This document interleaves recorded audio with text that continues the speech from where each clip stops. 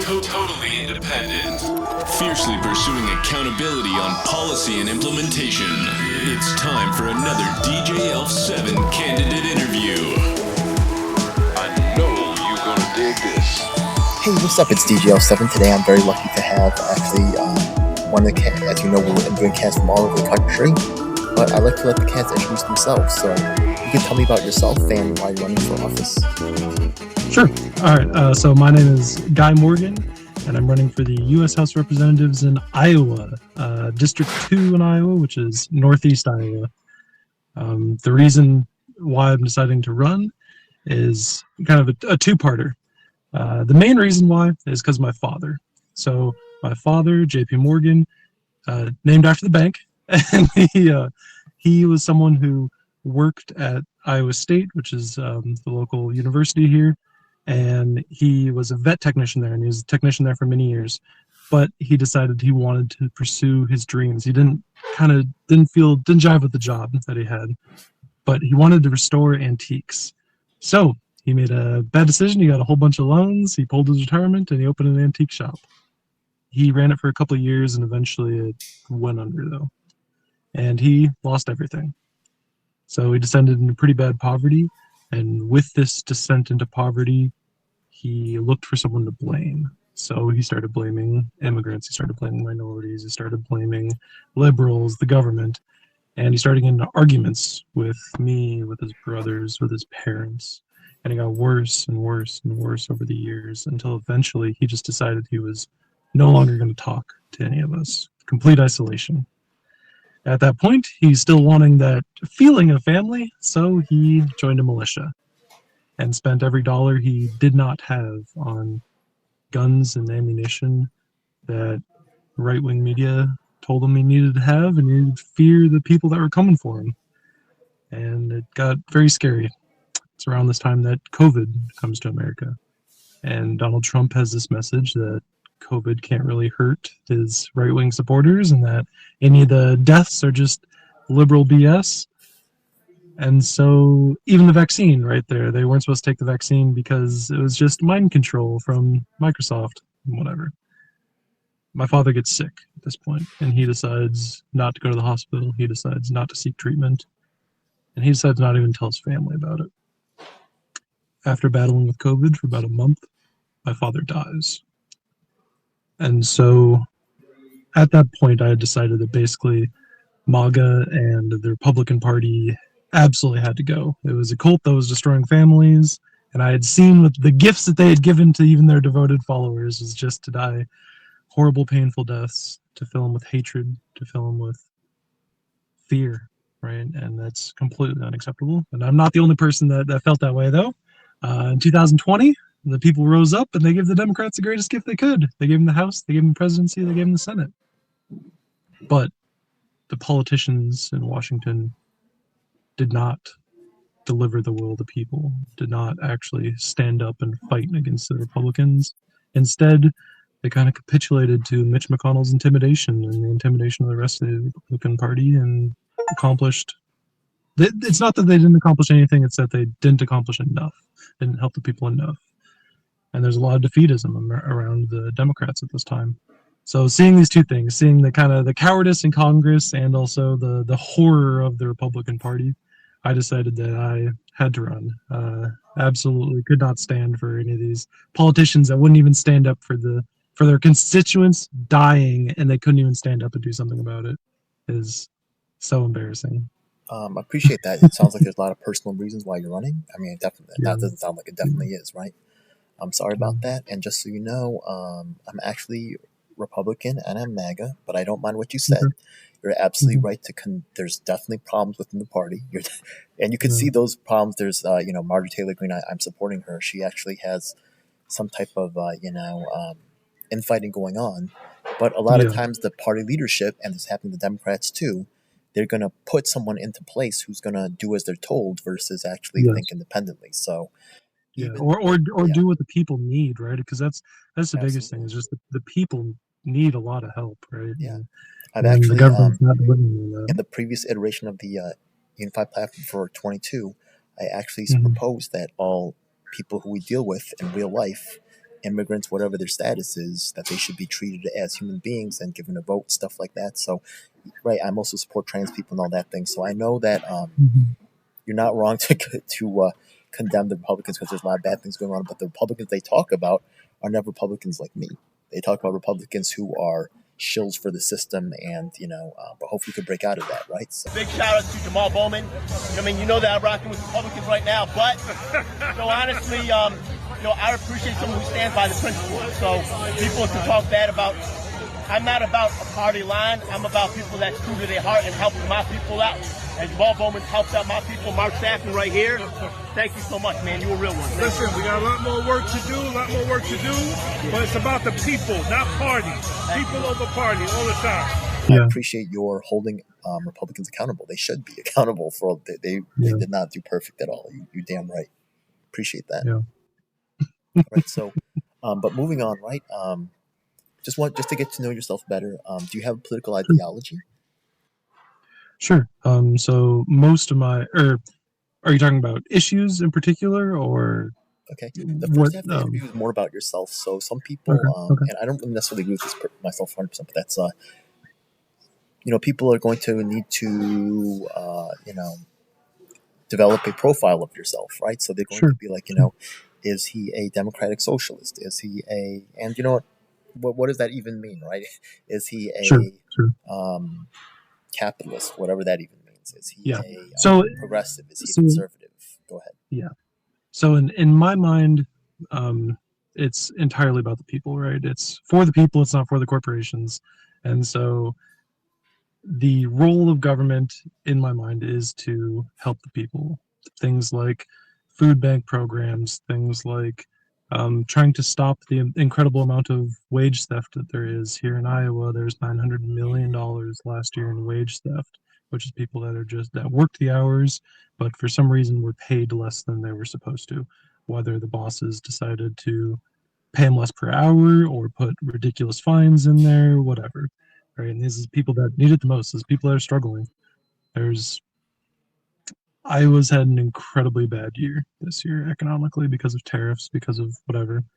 And there's a lot of people that need a lot of help. So I would say that my ideology is just doing whatever it can for the lower class and the middle class, the people that need it the most. How do you feel about the term populist? Would you consider yourself to be a populist in some ways? Yeah, I think that's fair.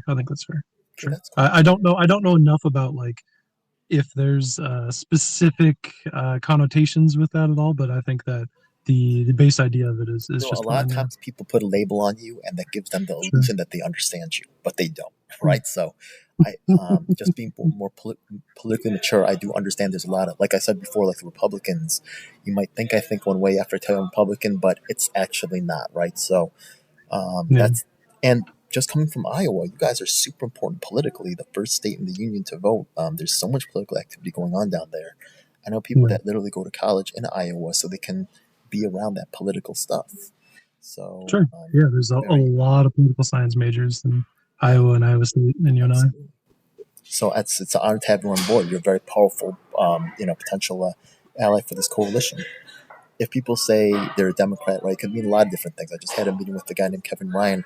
He said he's an FDR Democrat or a New Deal Democrat. That's a common, So to help understand, right, you said you're like, for the people. Do you have people that may be influential to you? Maybe like Bernie Sanders, it sounds like might be an influence. Or maybe someone else, maybe Gandhi, maybe Martin Luther King. But who's influential to your own political thought? God, that's hard because the problem becomes with a lot of these people, there's a lot of trying and not a lot of doing, right? As well as a lot of people that didn't spend enough time actually in the communities helping, right? Because that's the problem that I see with a lot of candidates and a lot of politicians is they spend a lot of time talking about how they're going to help instead of actually doing it. That's a central focus of my activism, just so you know. That's really central to what I do. I love that so much. You don't even know. And so there's a term that I've been kind of throwing around that's public service begins with public service, right? And volunteerism and stuff is so important. Going out and actually helping in these communities, spending large amount of time helping in communities, helping distribute food. This type of stuff has been something that's been absolutely central to my campaign. And like, it's So maybe there's a local as activist you've far been as working far with, as or there's a other, local group that you've been working with. Are any of them influential to yeah. your style of work, or Yeah, so there's a regional food bank in Iowa. There's 6 regional food banks that kind of like help to distribute food throughout the state. The Northeast Iowa Food Bank, which is centered out of Waterloo, has been the one that I've been helping with the most. Is what they do is they will basically go to a small town and they will rent a community center in that town, and then have a semi pull up, drop off a bunch of food, and then have volunteers distribute the food, and they'll try and give out a month's worth of food to every single person that comes up. Right. So it's pretty large distribution, and in smaller towns where it's a town that's 100, 200 people, it makes a huge difference. Right. Being able your answer to makes a once lot a of month sense to go me, out and I like the and way that cook you food. focus on results versus Yeah. some people, they need to use someone else's accomplishments or their fame to kind of back them Yeah. up. So it's like they're in a cult or something like that, right? Nothing, Mhm. that's all bad or all good, but I appreciate the fact that you think for yourself. So that's pretty cool. Yeah. Yeah. And, Yeah. you've been influenced by the people that you actually work with. That's so powerful. You're going to hear my questions before later on. Sure. Now, Sure. the thing is that I Um, work with the, or I want to say just real quick, actually, because you had mentioned like specific people that inspire me, and there's a lot of people that inspire me for like smaller reasons, but I don't think there's like a specific person that I kind of like mirror my life after, right? Because so I also am a math and physics nerd. So like Richard Feynman is a great example of someone who kind of thought outside the box and did some very, very interesting stuff in physics and teaching with that. And so I kind of try and bring a little bit of that outside the box thinking, kind of a different aspect, because politics isn't necessarily like, I mean, it's my passion, but it's not necessarily like my focus, right? Throughout my entire yeah. life, a lot of it has been more math and science based, and so it's kind of a different trajectory than most people, right? Because basically everyone in politics is a doctor or a lawyer, right, or ex-military, and so being able to have that kind of like different perspective, I think, is important. What I like about you is that you're more hands-on. A lot of times, and that's gonna be one of the Hmm. questions I have in the policy segment. Um, the thing is that the people who are served by the system, or the people that are actually hurt by the system, never get a Sure. voice. It's always some expert or somebody who's been running the system, right? For example, I work with the wrongfully incarcerated, some wrongfully incarcerated in state and national history, and they're never consulted. Instead, the guy who owns several prisons is consulted. You know what I mean? Yeah. That Yeah. leads to Yeah. things being pushed one way instead of the other, and it's. I'm not saying that they Yeah. can't be a part of the conversation, but they push us out the Yeah, way, and that's a huge problem. it is a tragedy that there isn't Absolutely. even voices from both sides, right? And thank you for being a hands-on guy. That's why also I appreciate the fact that you and not to down anybody who comes on the interview with a suit or all that, but Hmm. they're trying to sell something. They're trying to provide an illusion of competence, but in the end, you're either working with the people or you're not. And I really that's really central to my own work as well. So I really appreciate that so much. Yeah. I guess the last question to ask about.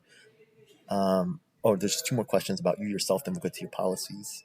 The Sure. next question is, what are you most proud of accomplishing? A lot of candidates talk about it but haven't done anything. And please keep the answer something related to like management or governance, right? Rather than I'm proud of my kids. Right? I understand you're proud of your kids, but what will make you in a particular Hmm. what have you accomplished that's relevant towards leadership?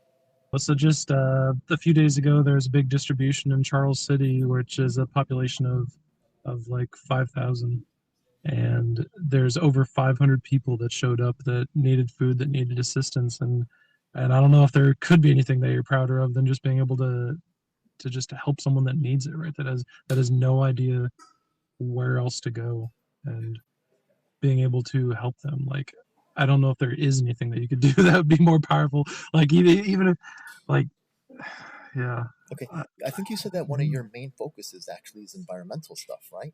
Sure, Have you sure, actually what have you done in the environmental field? sure. Um, So I've worked with a lot of environmental groups, with driftless water defenders, which the northeast area of Iowa is specifically called driftless sometimes, and done a lot of trying to help them establish relationships with farmers, because there's a big issue in Iowa of agricultural runoff into water, and creating vegetative buffers for that. And so creating the relationship between the people that are trying to, the environmental groups that are actually trying to help the water quality, and the local farmers that own the land, right? And this is a big issue of trying to create those relationships that actual change can happen. Because Okay. lots of times in Iowa here, the landowners are not the ones that are actually working the land, right? All right. So now, I guess the last question for you, like as in terms of yourself, is what are your areas of expertise and why is it needed for your constituents? Sure. So it's math and physics, which I kind of talked about. So I understand a lot of how scientific research happens. I understand a lot of how progress happens in those fields. Energy generation and distribution are things that I have a very large knowledge base on, for all sorts of different types of power plants and stuff. Green energy in general, something that I know a large amount about. Um, Beyond that, specifically the environment in Iowa here, just in the last week, they had this enormous nature summit where they had environmental groups from all over the state come to Des Moines, as well as scientists from the universities and cancer researchers from the Harkin Institute come to Des Moines and basically have a public forum talking about cancer rates in Iowa. So, in case you don't know, Iowa has the second highest cancer rate and is basically the only state with an increasing amount of cancer cases every single year. Wow. This is mostly attributed to agricultural runoff. And Pesticides. so they were having this big nature summit of like, here's the reason why it's really bad. Here's a bunch of studies that we've been doing saying it's really, really, really bad. And here's a bunch of solutions that we've kind of come up with. However, I was the only political entity there. There was no one from either side of the aisle. There was no one at the state level. There was no other federal candidates there. It basically seemed like no one cared. And that's really, really tragic, because those are horrible, painful, and preventable deaths. That I can really see that happening. That's really sad. But the industry, once again, right? The normal person is not contributing money to protect their interests. Meanwhile, the industry, the chemical industry, the pharmaceutical yeah, industry, the pesticide industry, they're paying millions to keep their contracts. oh And yeah, then the oh yeah, obvious happens, which is now we need people like yourself to step in and fight for the people because unfortunately, yeah, industry's taken over. So if I yeah. could get The to, lobbyists are louder than the people. Yeah, yeah, well, even though I'm Republican and MAGA, I do feel like I have a lot in common with you on a core level, and I think it's time for us to put behind our differences and to, I think both parties are screwing us over at the top, tell you the truth. Yeah. And just so you know, I Hmm. have the only third party independent candidate debates for New York City for the multiple election cycles, and unfortunately, the third parties are also being co-opted and bought off. So Mhm. there's really no place to go anymore. It's really, we have to just have higher levels of involvement with people like yourselves. So really Yeah. look forward to working with you. Before I get to the questions about your policies, is there anything that you want other people to know about yourself before I move on? A little bit about myself that I haven't kind of mentioned is growing up. So I grew up in Ames, Iowa, and my mother was a single mother at the time, because my parents had divorced because my father had changed very heavily politically, and with that he did not get along anymore. My mother is a special needs teacher, and so I grew up fairly poor with a single mother that was a teacher, and I understand the struggle of poor people. I saw it around me every single day, and so I'm not just working class. I've been definitely poor in my life, and I understand it, and I care about these people, and seeing the struggles that they have every single day, and I I think appreciate that's that. All right. important. So now I'm going to get to, usually I start with my partners. I put my partners first, but now I'm going to ask my own question first and then stick my partners in here. When we look at Israel Palestine, there are Mhm. many other areas of conflict, such as Korea, right? Congo, right? There's, Ireland. There's a lot of places for conflict. What is you would be in a Ukrainian. federal position, right? What is your vision for peace in the face of foreign domestic interference? We know that there's some groups like IPAC that's I'm not for anti-Semitism, but they're Yeah. definitely tampering with our elected officials. Sure. Yeah. So the lady that has the position that I'm running for right now, her name is Ashley Hinson. She has taken, I believe in the last election, I think it was $700,000 from Wow. OPEC. Yeah. So the Israeli investment fund has gotten very active, in particular in my state, with the candidates, and I think that's So what's your vision for peace? For, Because, right, they are effectively lobbying the rest of the country. You're one sure, person, and we know that the party leadership, right, even if you get elected, the fact of the matter is that there's going to be the party leadership is going to try to bring you in line. We're not going to co-sign your bills. We're going to sure. primary you. How can you get peace when everybody around you is kind of sold out? Like, how are you going to, what's your vision? Maybe there's other ways. I don't know. For example, like in 2022 era, right, we had unanimous agreement from the people, both Democrats and Republicans. We said, if there's going to be any war, we should have a national referendum, or you can't have any Yeah. war. You know what I mean? Yeah. So We have other. Yeah, go ahead. In my mind, right, looking at history, right, the reason why the UN was established and the reason why the UN at the Nuremberg trials was persecuting Nazis was for wars of aggression, right?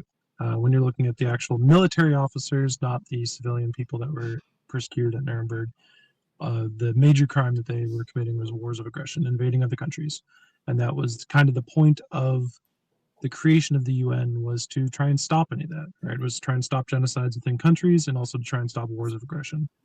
And so for something like Ukraine, where it's a nation invading another nation, I absolutely think that the UN should be stepping in, should be trying to stop any type of war of aggression, no matter what, right? And when you're talking about inter-country politics, such as Israel and Palestine, I also think that it should be a lot of the UN trying to step in to stop genocide within countries.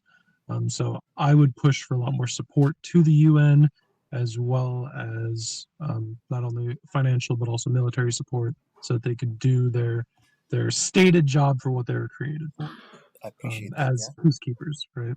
Okay. The second question is, Mm-hmm. like I said before, this is actually central to my own activism, right? So many of the communities I work with, from the longest wrongful incarceration in New York State history, from the disabled to people that are facing evictions, a lot of times these communities are silenced while other voices who are experts or people that are industry connected speak in our place. What can you do to protect communities' voices from being silenced by experts in other political or industry of forces? And that's an easy one. They need to elect people that are already part of these communities, right? Someone that's been poor, right? I mean, you mentioned people that are anyone who's handicapped or anything like this, right? My mother dealt with, so there's 4 different levels of people that are special needs, right? And she dealt with people that were the most extreme, right? The people that could not communicate, the people that cannot even move on their own, right? And they need someone that actually represents them in Congress, absolutely, to represent their needs, to represent the fact that they're struggling, right? In Iowa here, there's this big push to basically anyone who's special needs and above the age of 30, they're just trying to ship them out of the state. They're no longer going to be able to support them.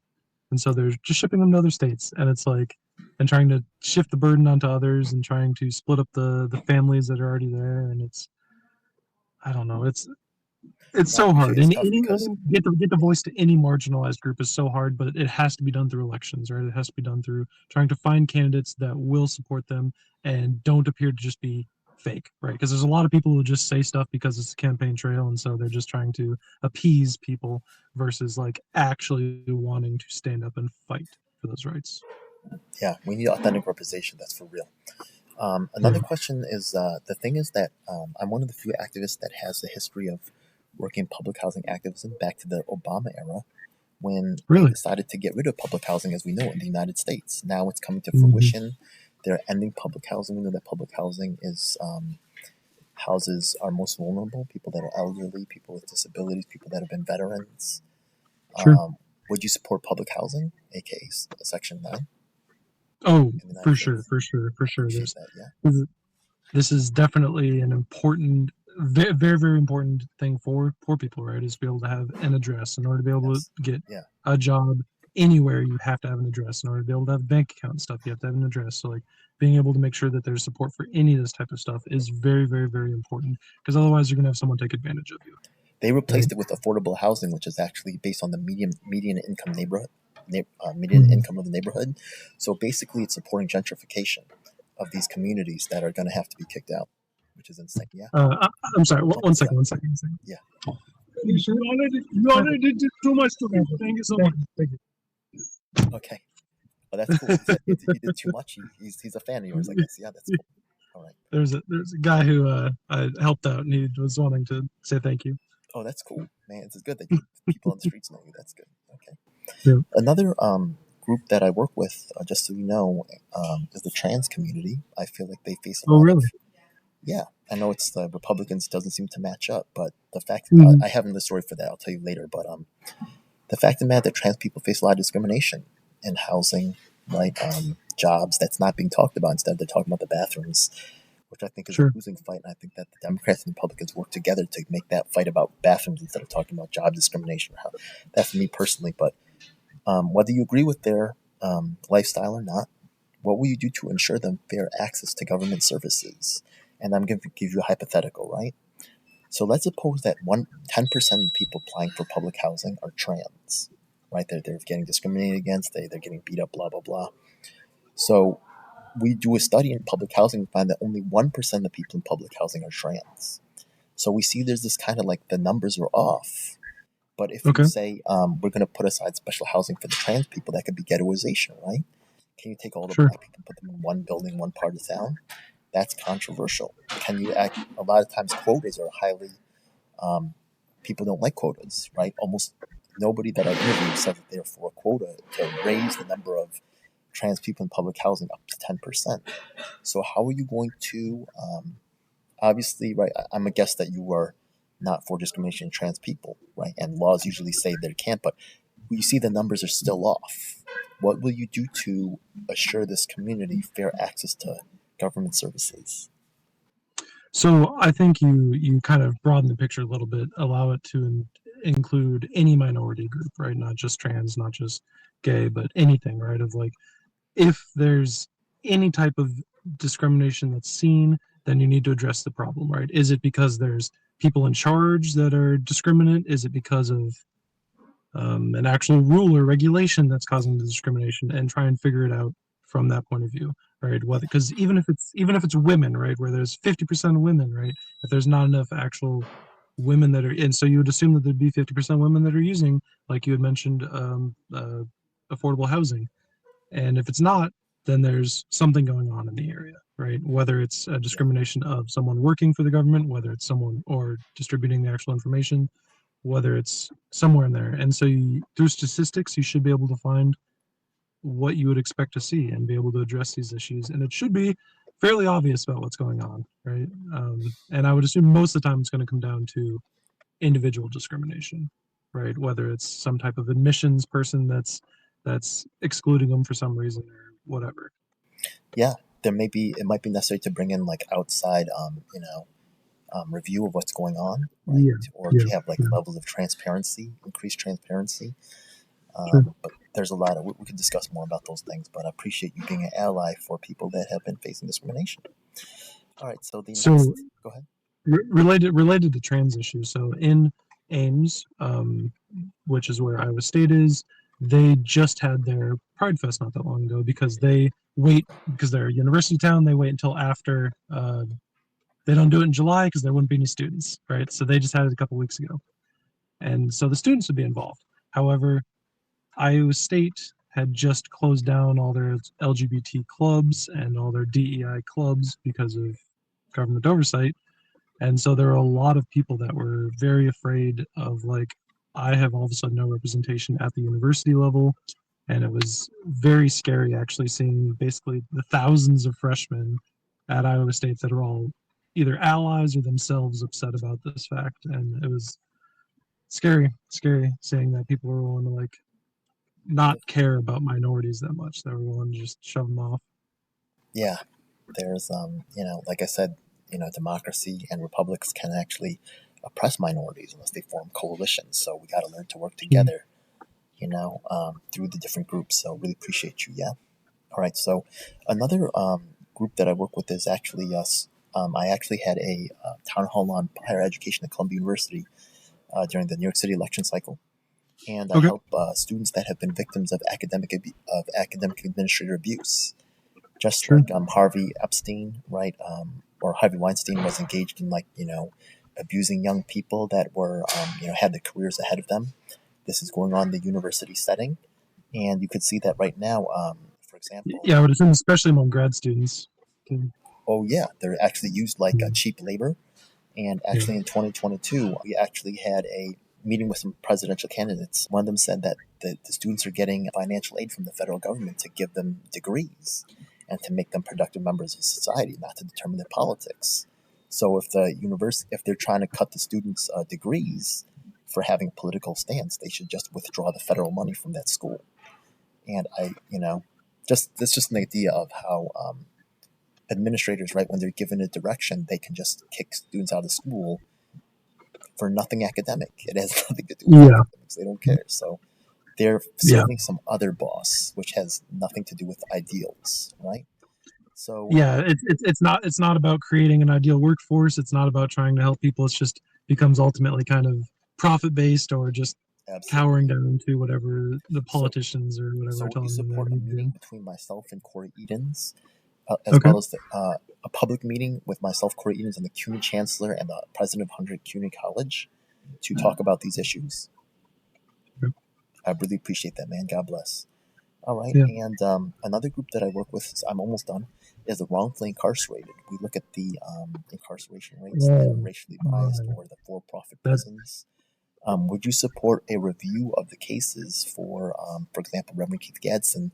He was freed by the longest-serving state senator in New York State history, Relman Eddie Montgomery. But there's another guy named Roland Farrell. He's got a letter from the Queens Conviction Integrity Unit saying that the evidence used in his case was faulty, but they're not going to exonerate him. Would you support at least a review of these cases of wrongful incarceration? Sure. So I don't know enough about those particular cases, but the actual fact that America has the highest incarceration rate is an incredible crime, right? The fact that there's so many people that are jailed just because we're going to get cheap labor out of them Yeah. is Actually, let me incredible. jump off In of that. Iowa here, Let me jump off the in specific case yeah, and ask you about this one instead, right? go for Right it. now, people who've been wrongfully incarcerated in some jurisdictions have no compensation. Now, the thing is that, for example, Vincent Moto, the first man, you could look him up, the first man freed on DNA evidence in Philly, Pennsylvania history, has never received any compensation despite being locked up for almost a decade on rape charges. So he was treated very badly in prison, Jeez. and he's been proven innocent. Would you support? Now, the thing is that Texas, right, even though it's run by Republicans and they do kill you, right, that's not good, Mm. right? They will kill you, but they have the highest level of exoneration and they have a compensation rate, which I think is still kind of low, but the best in the nation right now, about $50,000 per year of wrongful incarceration. I'm not saying to support that one specifically, but would you support compensation for people that have been provably wrongfully incarcerated? Yeah, absolutely. Yeah. I mean, can you imagine being in a cell for a year, for 5 years, and knowing that you absolutely did not do it? That's got to be incredibly tough mentally. It's got to be incredibly tough physically, and then trying to go back and living a life afterwards, trying to be an actual normal part of society. It's Oh my God, yes, they absolutely need. Sorry, did you say that the number that Texas gives is 50,000 a year? Is that what you said? 50? Yeah, I think it's That's kind of low, but that's the best in yeah, the yeah, nation. There's yeah. there's people in Philly, Pennsylvania, swing state, Iowa, very powerful state, right? I'm surprised you guys have that Yeah. cancer problem. It kind of makes sense, but you guys are very powerful politically, right? Yes. The most important swing state in the nation. You would think these people could get their issues addressed. Nope. And it was a big win in the last year that they actually were pushing to privatize all the prisons in Iowa. Oh yeah. And fortunately, we're able to stop that and make sure that that did not happen. They kept them public, but that's also something that's so very scary to me and very concerning when Yeah. you start making them for profit. Yeah, there's some really messed up incentives that go down in those situations, and I appreciate you realizing that. We need people like yourself to help us fight on these issues. Really appreciate it. Yeah. So now we also know that I covered most, the military. We covered military stuff, right? The federal government, the local government takes care of schools, police, right? But the federal government, they take care of your mail, they take care of the military. And I think the reason why Trump got beat up recently in the election was because cutting SNAP and all these other things. Yes. There's a lot of entitlements. That's a big part of the budget. Welfare, and maybe some of it could be fixed, to tell you the truth. Just so you know, I know it sounds so weird for me to be, working with all these issues and to be a Republican, but $4 billion is spent per year on New York City on the homeless, and most of that money goes towards $700,000 salaries for people running the operations. And very little The salaries of the nonprofit CEOs. Not-for-profit CEOs, or and a lot of them are run by Democrat, people who are high up who actually use these as money mills. And not saying that Republicans are perfect either, because they're definitely not. But to say you're helping someone and then to rob them while you're robbing them, that I can't get down with that, bro.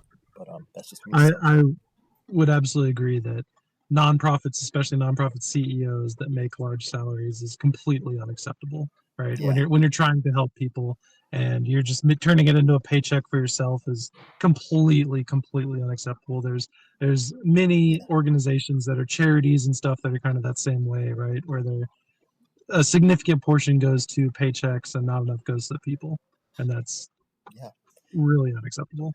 But for all the people that are attacking SNAP, and look, I'm sorry to get into my own stuff here, but remember that there's veterans who are getting SNAP, people that have served our country, right? So there are people who are benefiting from homeless services that are veterans. So I know like a lot of Republicans are like all pro veterans, and you need to think about that. That's just throwing that in there. So what's your position on the homeless population as well as just the hungry, right, that are veterans is enormous, right? And there's not nearly enough being done for people that put their lives on the line, that literally were going to give their lives for the country, and then once they come back, then it's just like, you can have some VA benefits for a while, Like, I do want to support the people that are poor. Like, I'm poor myself, right?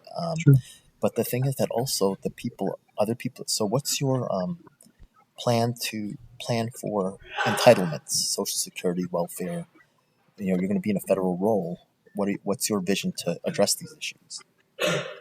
Address the cost of them, or address what aspect of them? There's multiple, right?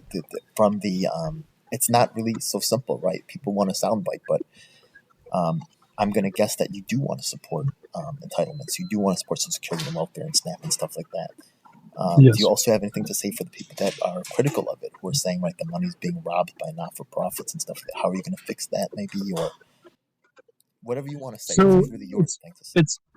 It's all through IRS oversight, right? The IRS, obviously, they have to publicly declare any amount of money that they're pulling in for nonprofits. So IRS oversight is how you get through any of this stuff, right? Of nonprofits not actually giving enough money to the people.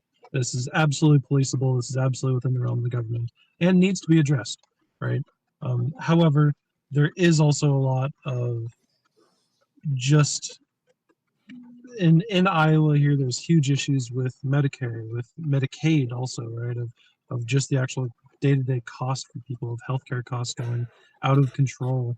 For young people, for any new enrollees here in Iowa, there's only one hospital in the state that will basically take new patients for your yearly checkups. So you have to drive most of the way across the state, all the way to Iowa City, in order to just have your yearly checkup. And a lot of poor people can't afford that, right? The people that are actually on assistance obviously cannot afford a trip across the state in order to be able to just do a yearly checkup. And like, it's very scary. They need a lot of support. They need help. And all these systems need assistance and need streamlining so that they are more efficient, as well as just more raw money to them, right? I really appreciate that. And They all need, those they need farmers both. who got messed up by those tariffs, they're also going to be Yeah, getting food stamps. So yeah, let's look out for the people that are sacrificing themselves for our country, which aren't just the veterans, but also the people that are on the economic war front as well. So I yeah. appreciate you, man. That's just maybe I got a little too personal in here, but I think you're a cool guy. No, it's okay. Yeah. All right. So are there any other issues that you want to talk about this time, or maybe we'll visit them at a later time? But is there any other issues that you want to bring up? Yeah, so we've been talking mostly about poverty, but also I wanted to just reiterate the environment for me. Okay. The fact that climate change is basically no one's doing anything about it here in America is very, very, very scary for me. The fact that it's looking like it could be the end of the human race and mostly no one cares. The fact that in Iowa, there's enormous environmental disasters that happen basically every single month. There's areas where there's runoff that leads to algae blooms and fish kills. There's an enormous environmental disaster in southwest Iowa here in March earlier, where there was a river system that goes all the way to Kansas City, and there's a fish kill all the way down to Kansas City, as well as spikes in nitrate levels. And corporations that do this stuff, even though they were found to be intentionally dumping, they had dumped 5 different times into the river, definitely intentional, not accidental. They got $100,000 fine for this, right? They could have had. There's a lot of people that are going to die cancer-ridden, painful deaths because of this, and it's pitiful the amount that we are actually fighting these environmental crimes. I think it's completely unacceptable. I think the amount that we were doing to address climate change is completely unacceptable and needs to be heavily focused on, because beyond it just being a political issue, we were talking about actually the death of the human race, right? Significant environmental change that will lead to a huge amount of people dying, that through pestilence and disease could lead to the death of the human race, and mostly no one cares. We've known about it for almost 100 years. It's been at the forefront since the 70s of people's kind of thoughts, but even then the government doesn't really care. Just Can I ask you a quick, how old are you? Yeah, I'm 33. Okay. I'm actually 49, right? And the thing is that in my lifetime, I've seen the winters get warmer every year. I've seen less snow Sure. come down, and we hear, like, even if you're not as old as me, you hear constant reports every year about how this is the hottest summer ever, or how this is like. Now, I'm here in New York. Has the weather visibly changed, or have you felt it change, like being in Iowa? Yes. So the biggest thing here in Iowa is flooding. Okay. Flooding, and there's this thing called this basically. So tornadoes are a big deal here in Iowa also, and there's been these new like super tornadoes or like wind events that they call derechos that have started to become a big issue here in Iowa, where you just have like 150-mile-an-hour gusts of winds out of nowhere, and it causes a huge amount of damage, destroys power lines, all this stuff, and it's become very, very, very scary seeing all these things increase, and mostly no one cares. No one does anything about it. The amount of prevention that we do for flooding, for this type of stuff here in Iowa, isn't anything, right? But it's not only that, there's also disease issues associated with the change in climate, pests, right? Because of the warming of the area here, there's a lot of animals and insects that are moving from the south up to the Midwest and destroying the environment as it is. Because we grow mostly corn here in Iowa, corn and soybeans, there's a lot of diseases that have started appearing in the corn and the soybean plants that they did not know until very, very recently, because the climate was keeping them further to the south.